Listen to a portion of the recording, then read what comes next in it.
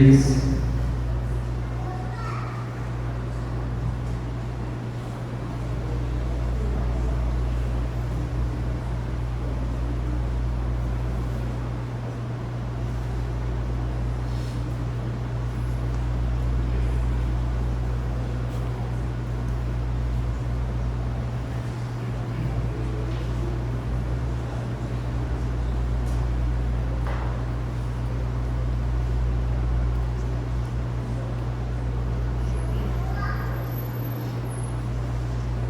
Apocalipse 3, a partir do verso 1.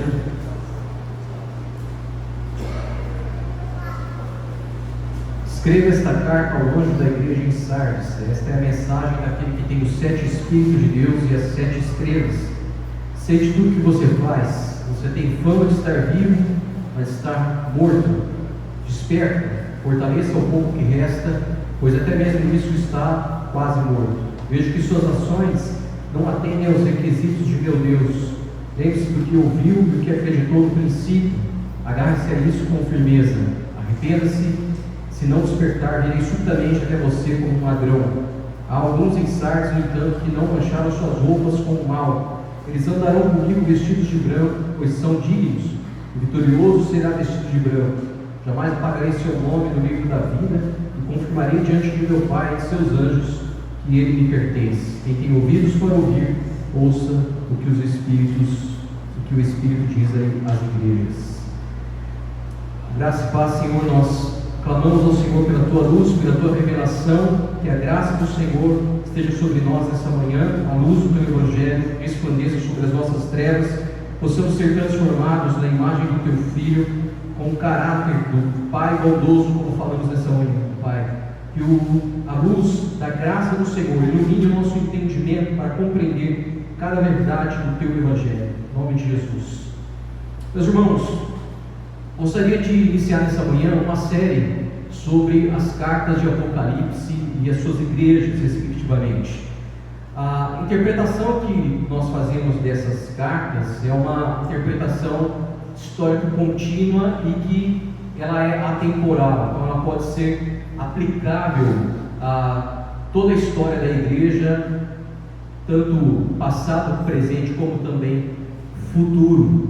Há um consenso na teologia reformada sobre esse ponto. Alguns teólogos interpretam as cartas como já cumpridas, outros interpretam como uma previsão para o futuro, mas a grande maioria concorda que essas cartas são atemporais. E gostaria de já dar um tempo já no meu coração sobre isso, sobre falar sobre essas cartas aqui na igreja.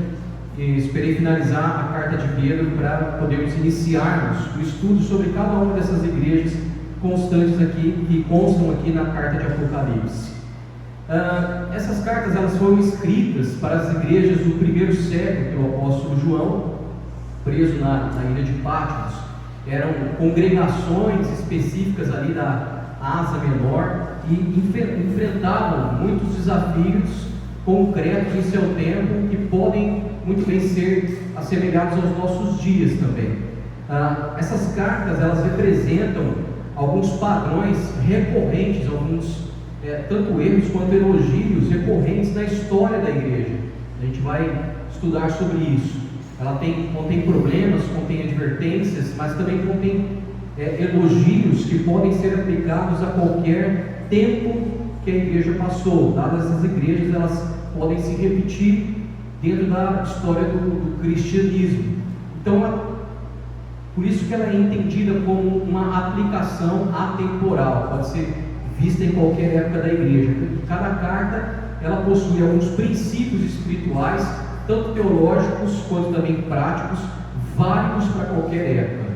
Então é muito importante nós revisitarmos de tempos em tempos essas cartas, estudarmos sobre elas, falarmos sobre esses princípios, para avaliarmos a nossa própria trajetória como igreja, nossa própria trajetória como povo de Deus, em relação às advertências constantes e aos elogios também que constam em algumas igrejas, nos preparando aí para a volta de Cristo.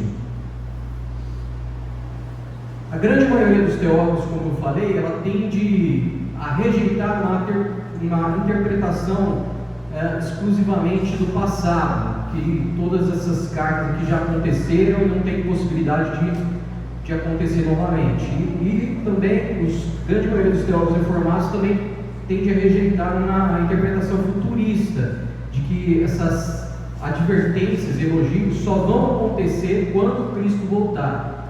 Não, há um consenso, como eu falei, que enfatiza uma relevância contínua de a gente observar essas cartas, lê-las continuamente e compreender em que estágio nós como igreja, e até mesmo a igreja como um todo de Cristo, se encontra para os desafios da igreja em diferente época do ano, ou diferente época da história da igreja. Então, Apocalipse acaba sendo para nós um diagnóstico. Obrigado, Elisa. Apocalipse acaba sendo um diagnóstico para nós e um raio-x de como a igreja pode se encontrar em determinada época, tanto para o primeiro século como para nós hoje, apresenta-se como um espelho para que a gente possa a cada dia conformarmos a nossa vida e a nossa construção na ideia do que Apocalipse nos apresenta, de ter uma vida digna, de ser um povo digno e de corresponder às expectativas que o próprio Cristo, que está falando ali através de João, fala aos anjos da igreja. No caso, os anjos da igreja ali é de comum acordo também entre os teólogos, que são a liderança, os pastores, a liderança da igreja. O próprio Lutero e também o Calvino, eles vão enfatizar que Apocalipse não é apenas um livro de profecias futuras, mas é uma advertência, tanto uma advertência quanto uma esperança para a igreja em todos os tempos. E aí a gente quer falar então dessa primeira igreja aqui que é falada, da igreja de Sardes, o perigo da morte espiritual. Então a grande advertência para a igreja de Sardes é esse perigo da morte espiritual. Essa primeira igreja que nós temos aqui, a igreja de Sardes, onde Cristo está direcionando a sua palavra, é importante você entender o contexto cultural de Sardes, o contexto tanto histórico quanto cultural. Sardes, para você ter uma ideia, é uma cidade que era muito rica, uma cidade muito próspera. Ela era conhecida como uma cidade de livre comércio ali, de lã e de ouro. Então passava muita riqueza pela cidade de Sardes. Sardes era uma cidade que estava construída sobre uma colina, então era muito difícil chegar lá, era murada também, então era muito difícil ser conquistada essa cidade. Uma cidade que estava situada ali no sul da cidade de Tiatira, conhecida ali pela riqueza. Então, historicamente, essa era uma cidade que era próspera, era protegida, não era uma cidade vulnerável, então era difícil de ser conquistada, mas é uma cidade que foi destruída por 2 vezes. E qual foi a razão, o motivo dessa destruição? Foi por causa do seu, justamente, descuidado. Por se estar cercada, murada, estar numa colina, num lugar de difícil acesso, então as pessoas de Sardes, os habitantes de Sardes, soldados de Sardes, eles eram um pouco acomodados. Então eles não imaginavam que a cidade poderia ser conquistada, mas ela foi conquistada por 2 vezes, que tomaram a cidade sem nenhuma resistência. A primeira vez que ela foi dominada foi no ano de 520 pelo rei Ciro, da Pérsia, antes de Cristo, quando ele cercou essa cidade por 14 dias, e eles encontraram um túnel que passava por baixo da cidade. Penetraram por esse túnel e esses soldados de Ciro, e ao entrar dentro da cidade, conquistaram a cidade e a destruíram. E depois, em 2018, por Antônio Epifânio, que também dominou a cidade da mesma forma, passando pelos túneis subterrâneos. Qual que é o perigo aqui, qual que é a advertência aqui de Jesus? É justamente levando em consideração esse contexto histórico-cultural de Sardes. Os habitantes eram tão orgulhosos, eram tão arrogantes, eram tão autoconfiantes, porque essa cidade estava fortificada, se sentiam tão imbatíveis, tão inexpugnáveis, tão fortes em relação a não serem dominados, que foram descuidados nas pequenas coisas. Esses Havia ali precipícios, havia ali montanhas íngremes que protegiam essa cidade, de modo que ela não poderia ser escalada. Isso trazia para esses habitantes uma falsa sensação de segurança. Então esses habitantes e soldados pensavam que jamais cairiam nas mãos dos inimigos. Mas um buraco, um túnel subterrâneo, um único lugar vulnerável, levou 2 reis a dominarem essa cidade e destruírem essa cidade. Então por isso que a carta de Sardes, dentro do contexto teológico, tem como algo uma exortação de Cristo a observância, a vigilância em relação a vulnerabilidades, as pequenas coisas que podem trazer uma morte na igreja. Quando João escreve essa carta, Sardes ainda continua sendo uma cidade rica, então ela é restaurada, ela consegue se levantar novamente como uma cidade próspera, mas a cidade se encontrava numa total depravação moral, era totalmente degenerada. E essa influência degenerativa moral acabou entrando para dentro da vida da igreja. Então, embora havia uma glória na igreja de Sardes, havia uma glória na cidade de Sardes, o seu passado era glorioso, o seu presente também agora era glorioso, porque conseguiu se reconstruir. Os habitantes de Sardes e também os membros da igreja de Sardes renderam-se a uma vida de encanto pela luxúria e pelo prazer. A igreja acabou se assemelhando ao comportamento cultural da cidade. Por isso que a advertência aqui nos primeiros versos é o que? Você tem fama de que vive, mas está morto. Você tem fama, você tem glória, você parece, você tem uma aparência, mas a grande realidade mesmo de você, Sardes, é que você é morto. É que sua vida espiritual não tem relevância nenhuma para o reino de Deus. E isso é importante a gente entender para nós, porque isso é cíclico, isso é histórico, isso acaba acontecendo na vida da igreja e até mesmo na nossa própria história pessoal com Deus. A primeira coisa que a gente precisa entender é que a igreja como um todo, a igreja verdadeira de Jesus, ela vai ser preservada. João, capítulo 10, Jesus vai dizer isso. Mas igrejas locais, comunidades, elas podem sim se apostatar. E é o que está acontecendo aqui na vida da igreja de Sardes.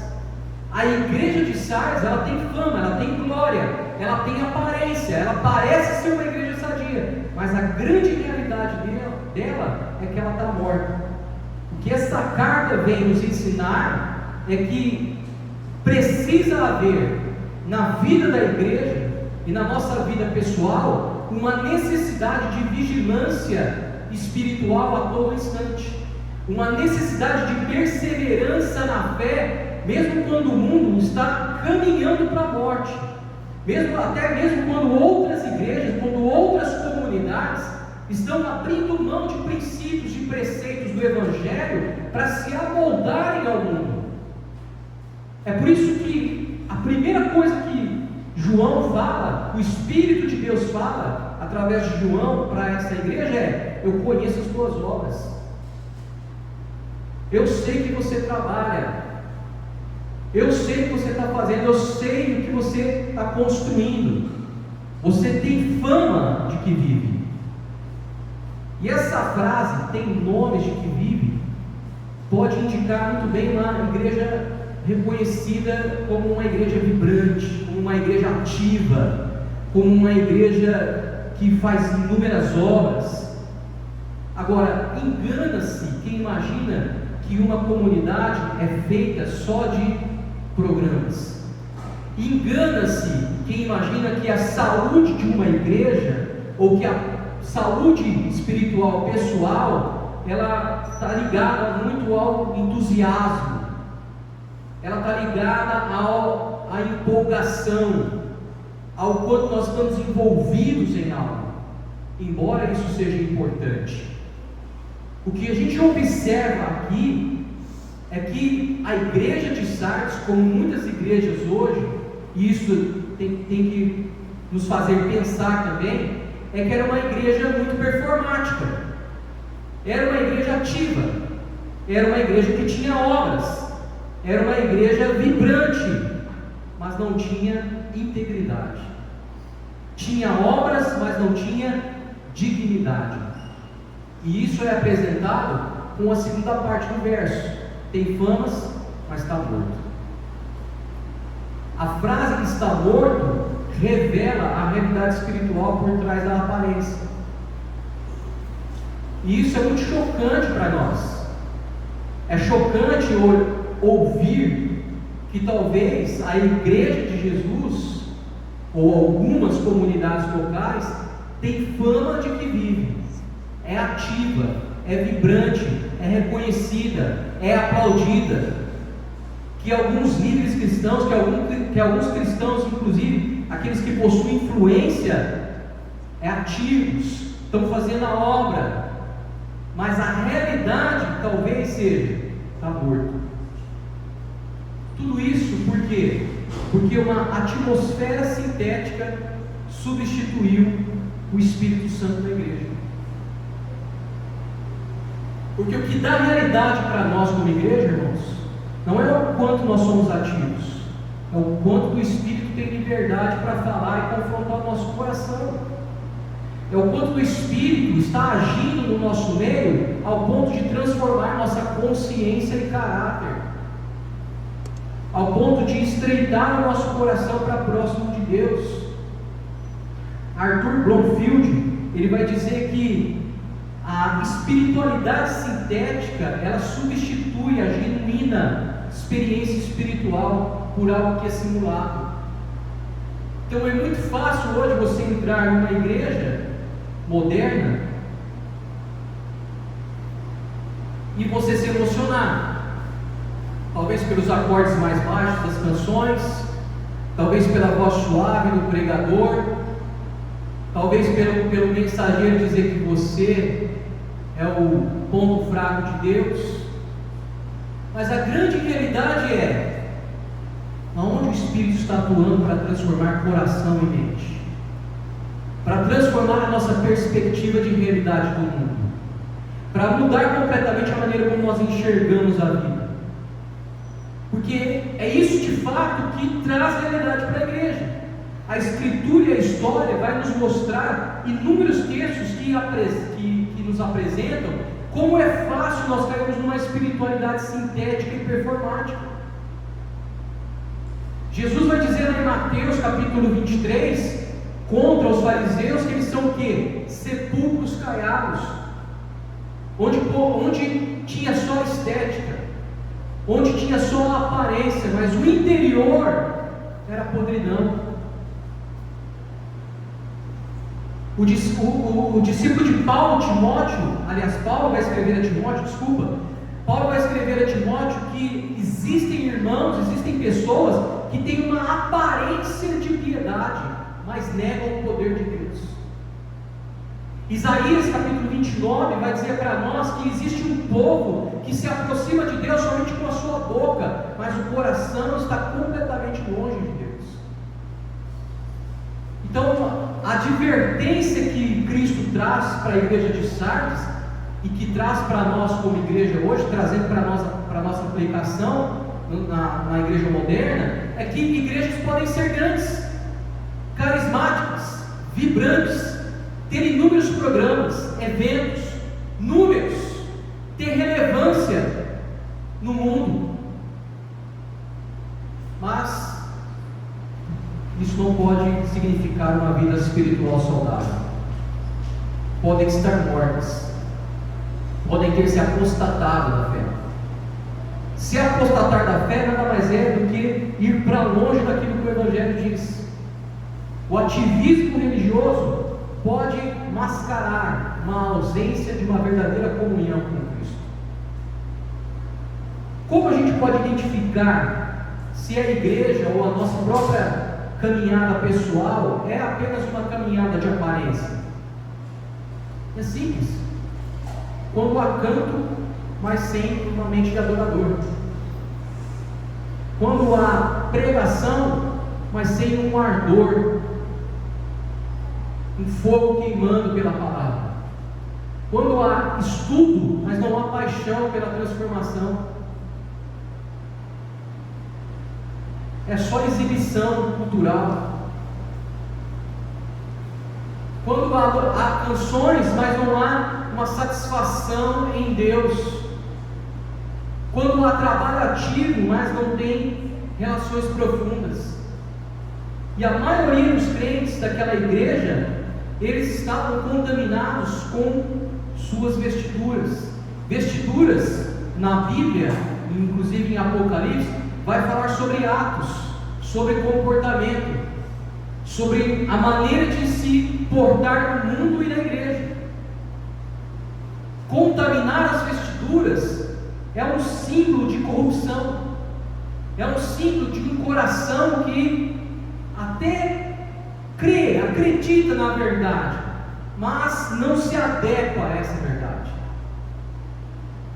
O pecado havia se infiltrado nessa igreja, a apostasia havia se infiltrado, de forma que fazia com que esses irmãos e essa igreja parecesse uma igreja muito boa, mas por baixo daquela aparente piedade havia corrupção.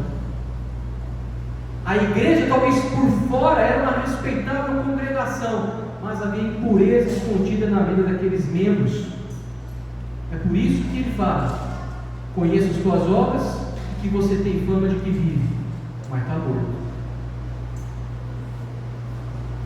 E aí por isso que vem a advertência: seja vigilante. Seja vigilante, verso 2: seja vigilante e fortaleça o que resta e que estava para morrer.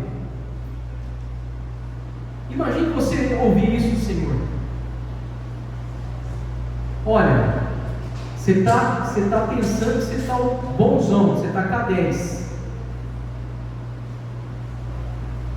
Mas observa na sua vida que tem pouca coisa aí que vive. Tem uma coisa ainda que está para morrer ainda. Vigia. Ser vigilante vem do grego, significa ficar acordado. Sardes, como eu falei, era uma cidade que havia sido dominada justamente pela falta de vigilância. Por se achar prepotente, arrogante, por se achar imbatível, por se achar que estava numa colina onde ninguém conseguiria escalar e dominar aquela cidade. Então, quando eles ouvem essa mensagem, já tem todo o histórico dessa cidade. E essa igreja estava passando pela mesma situação. Uma igreja que talvez se reconhecer como forte, como influente, como imbatível. Em Cristo podemos todos, pisaremos na cabeça da serpente, podemos todas as coisas em Cristo Jesus que nos fortalece. Então essa é a mensagem da igreja moderna. Só que está morto, tem alguma coisa morta, tem alguma coisa apodrecendo ali. Então vigia. Cristo usa essa metáfora justamente para despertar a atenção da igreja. Então, ao invés da igreja se imaginar segura, imbatível, que acha que não pode ser atacada ou derrubada, ser autoconfiante, pelo contrário, redobre a atenção e vigie, se prostre, faça como Davi: sonda, meu Deus, olha para mim, traz luz às minhas trevas, vê se há em mim algum caminho mau, endireita as minhas veredas. A advertência é: fortalece o que resta. O que Cristo está falando: olha, tem algo ainda aí que permanece fiel, tem algo aí, tem uma chama ainda. Nas palavras de Isaías, tem um pavio ainda que fumega aí. Fortalece isso, renove isso. Então Deus sempre tem um povo remanescente. Deus sempre tem algo pelo qual algo que ainda fumega, que Ele vai fazer queimar isso e trazer um avivamento. Deus sempre usa um remanescente para despertar uma igreja, um contexto da história da igreja. Ou, se não é para despertar, é para trazer juízo sobre uma igreja local. Ao que tudo indica aqui, havia tanto cristãos doentes de forma espiritual, quanto alguns que já estavam na UTI celestial, prontos para serem desligados ali os aparelhos. E é por isso que Cristo vem e fala: vigia, fortaleça o que resta, fortaleça o que ainda fumega. Lembrando aquilo que nós falamos em Pedro, 1 Pedro capítulo 5, sede sóbrios, vigilantes, porque o diabo anda em derredor procurando a quem nos tragar. Paulo vai escrever em Efésios: desperta, ó tu que dormes, e Cristo te iluminará. Hebreus capítulo 12 vai dizer: fortalecei as mãos cansadas e os joelhos vacilantes. Todos esses versos, meus irmãos, mostram para nós que é inevitável que em algum momento nós vamos ficar desapercebidos. É inevitável que em algum momento nós seremos enganados por alguma doutrina, por alguma vã filosofia. É inevitável que em algum momento as nossas mãos irão cansar, os nossos joelhos talvez falhem. É inevitável isso. Todavia, nós como cristãos devemos nos dobrar e vigiar, dizer: Senhor, traz luz às nossas trevas. Senhor, nos ajuda, fortaleça as nossas mãos cansadas. É possível que igrejas e membros de comunidade passem por períodos sombrios, tempos de sonolência. Ninguém está isento disso. Aliás, o texto bíblico vai dizer: aquele que pensa que está em pé, cuide para que não caia. Então, muitos de nós podemos passar por esses períodos. Agora, o mais importante é não permanecermos nesse estágio, acomodados numa fé sem compromisso, acomodados numa vida espiritual com Deus que perdeu-se o sabor, que perdeu-se a alegria, que perdeu-se o desejo da eternidade, que perdeu-se a luz que ilumina as trevas. Não podemos nos acostumar com um cristianismo nominal, com um cristianismo que não causa impacto, com um cristianismo que não influencia. Não podemos nos acostumar com a nossa própria história, com a nossa própria vida, que não traz nenhum impacto na vida daqueles que nos cercam também. Essa é a exortação pelo qual Cristo traz a essa igreja, de uma vigilância espiritual, de despertar, de fortalecer o que resta. Lembrando de outra carta, onde Cristo fala: lembre-te de onde você caiu. Esse despertar envolve um exame da própria vida e um retorno às Escrituras, um retorno à devoção, um retorno ao amor, a uma paixão que só acontece através de comunhão com Deus Pai. Nós falamos sobre isso aqui nessa manhã na EBD.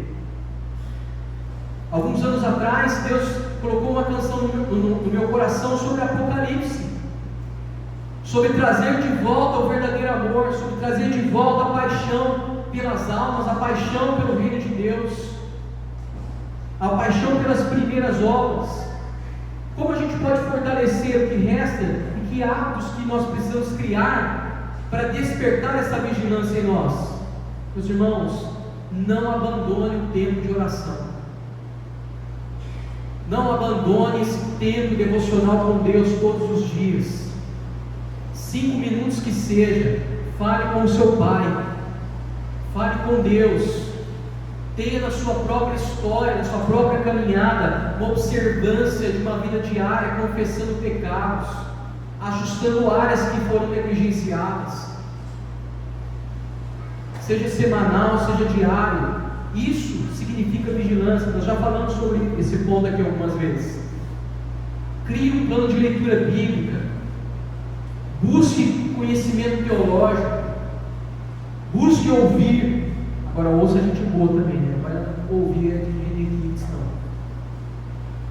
nem deve lugar. Ouça a gente boa, ouça o pastor Henrique.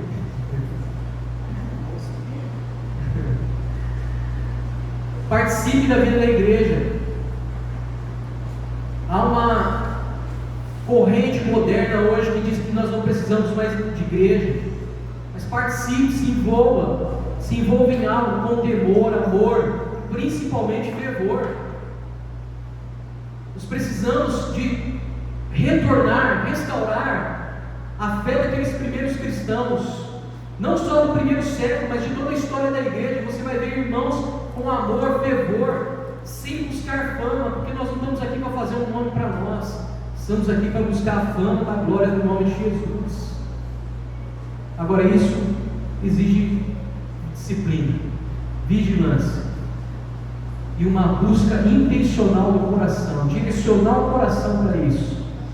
Sardes era uma igreja que estava morrendo porque negligenciou essas práticas, perdeu-se nas pequenas coisas.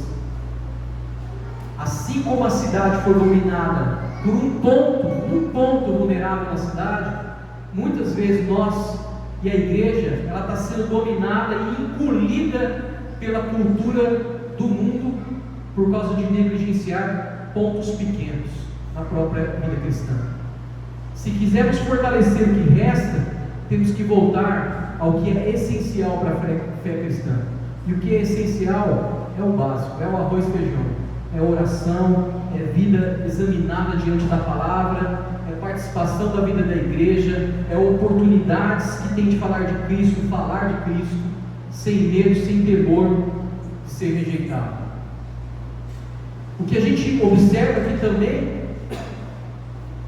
Jesus falando no verso 2 é: por que não tenho achado as tuas obras perfeitas diante de Deus?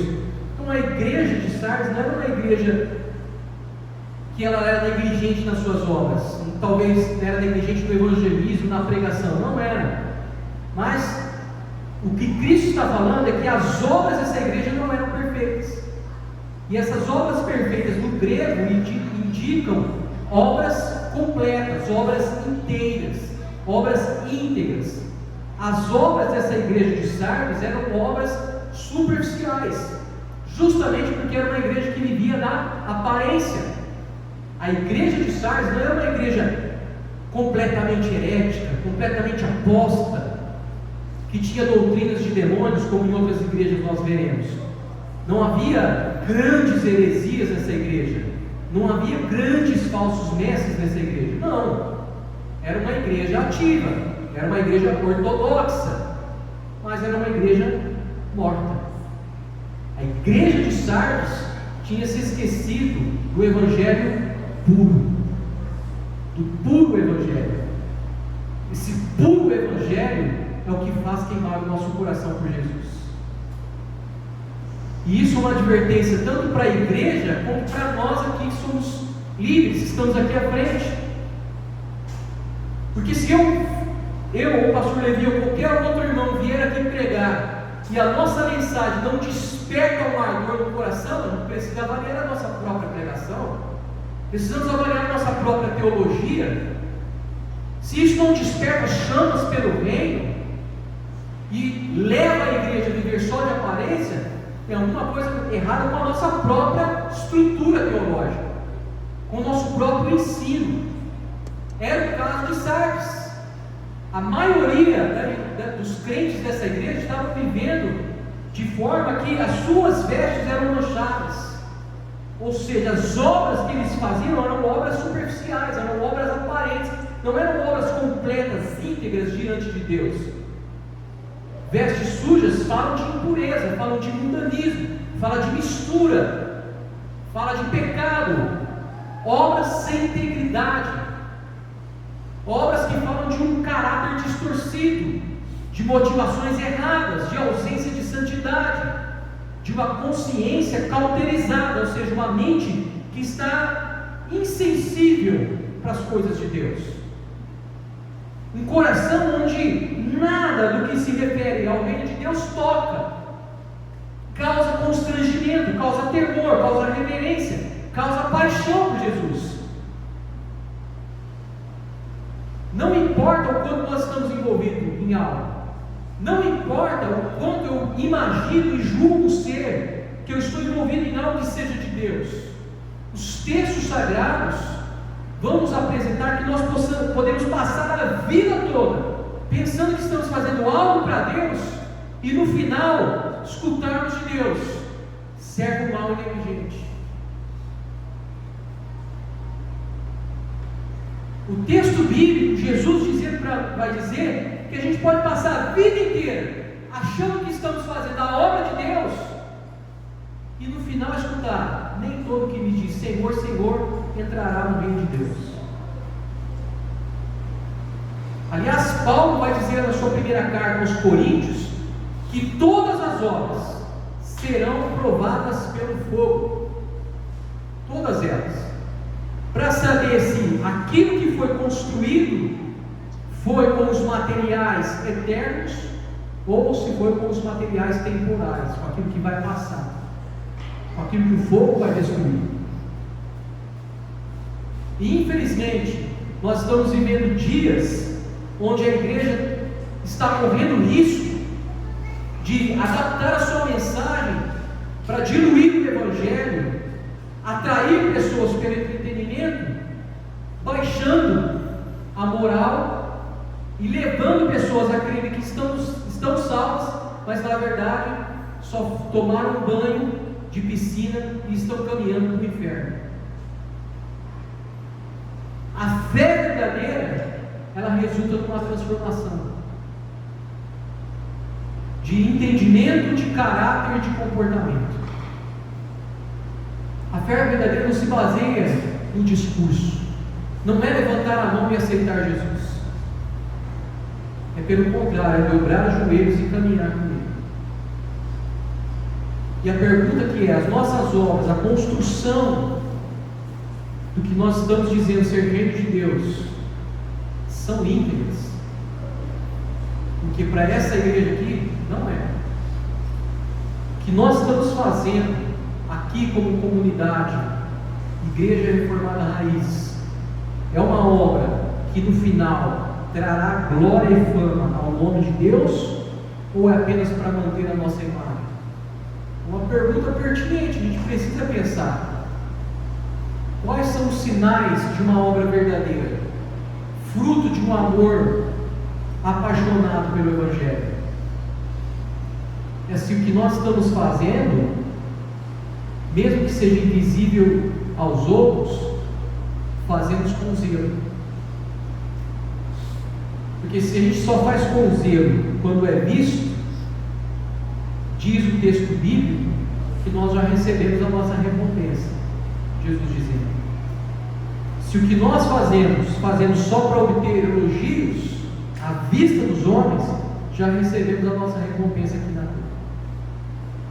Então, observar o que é verdadeiro, o que eu estou fazendo, aquilo que eu estou construindo, tanto como ser humano pessoal dentro do propósito de Deus, como um irmão de uma comunidade envolvido no reino de Deus, é se o que eu faço com zelo, mesmo que seja invisível.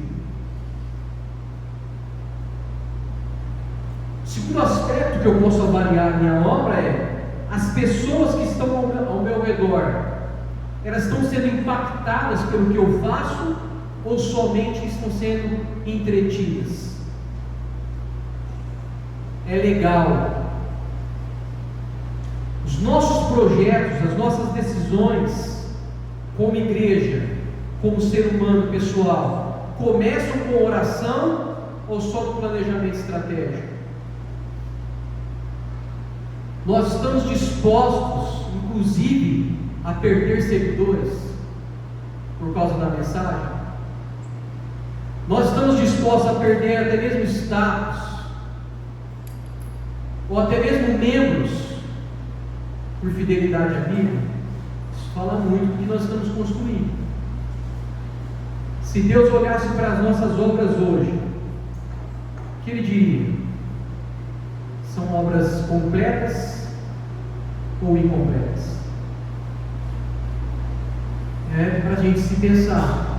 E por fim, a gente tem uma promessa aos que perseveram. Porque embora eu falei, embora uma igreja possa se apostatar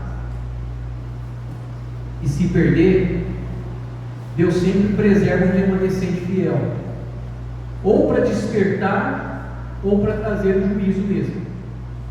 E aí a gente tem no verso 4 e 5, o Espírito falando: os que não contaminaram suas vestes andarão de branco comigo.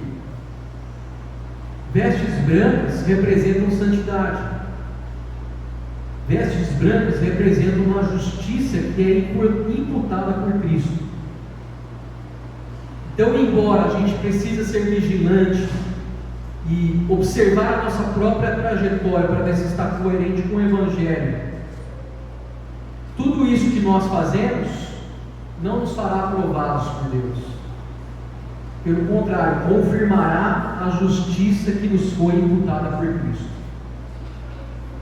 A maioria dos crentes de Sardes eram gente que tinham contaminado as suas escrituras. E aí Deus preserva um remanescente fiel. Mesmo em meio à apostasia da igreja, Deus preserva aqueles que não contaminaram as suas vestes, e aqueles que não contaminaram continuarão andando de branco com Cristo. O vencedor não é aquele que não fracassa. O vencedor é aquele que persevera até o fim. O texto bíblico vai dizer que esse vencedor vai receber vestes brancas, símbolo de festa, símbolo de pureza, símbolo de felicidade, de vitória completa. Nas bodas do Cordeiro, Jesus vai dizer que nas bodas do Cordeiro tinha um lá no meio que não estava vestido de forma apropriada. Quem é esse que não está vestido de forma apropriada? Aquele que não recebeu a imputação da justiça de Cristo. Por isso que sem santidade, sem uma vida transformada, não há salvação. Sem santificação, vai dizer o texto bíblico, ninguém verá Deus. Sem vida com Deus, aqui na terra, não haverá vida com Deus lá no céu. Sem santidade na terra, não haverá glória no céu. E aí o texto termina dizendo: não apagarei seu nome do livro da vida. E isso nos dá uma segurança eterna, meus irmãos. Porque quem não se envergonha de Cristo aqui agora, vai ter o seu nome proclamado lá por Cristo.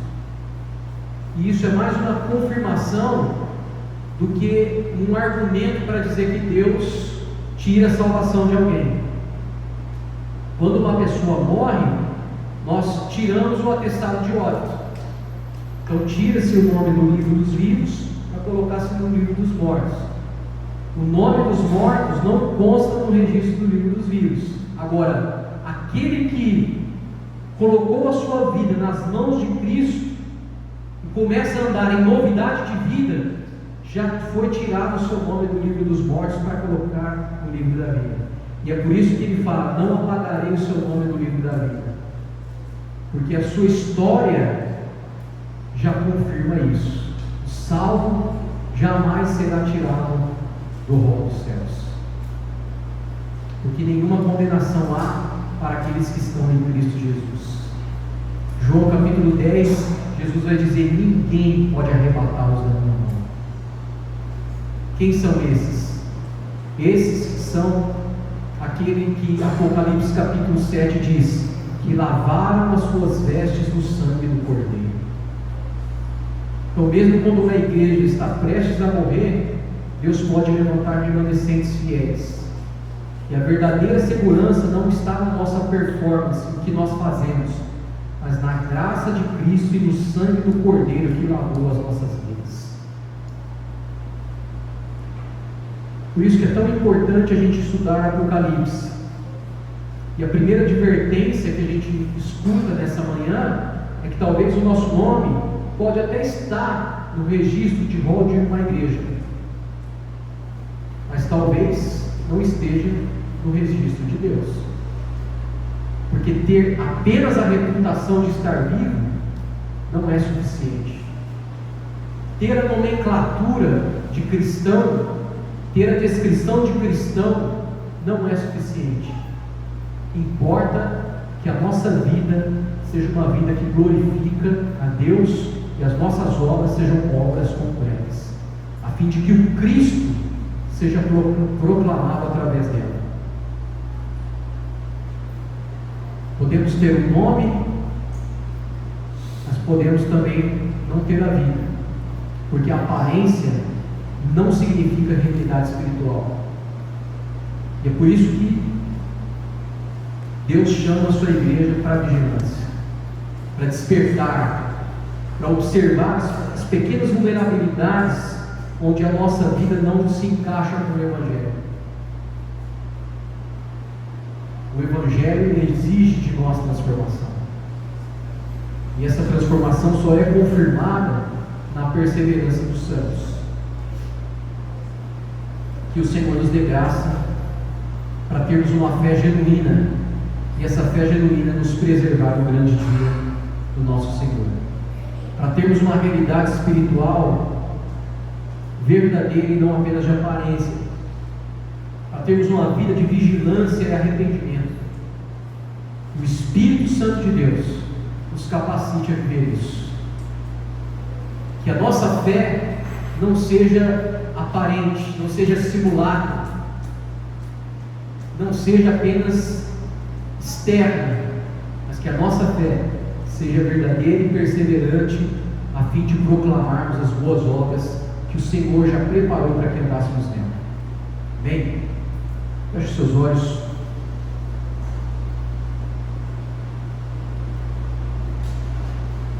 Senhor, nós estamos diante do Teu Evangelho, da Tua Palavra santa, Tua Palavra poderosa, que tem a capacidade de nos confrontar. Nessa manhã, nós nos debruçamos aqui sobre as advertências